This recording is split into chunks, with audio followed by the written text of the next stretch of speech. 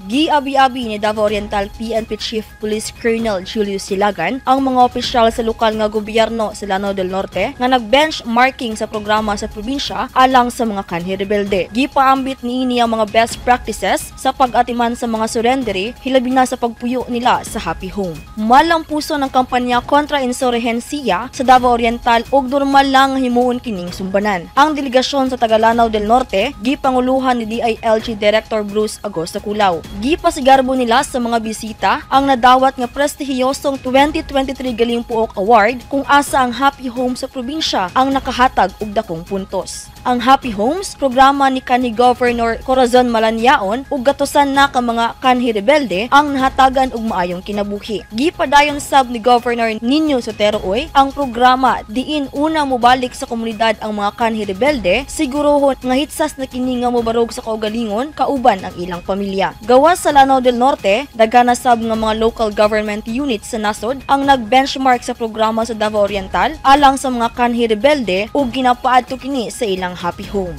Shiny Bulyaser, Newsline Philippines, stay safe!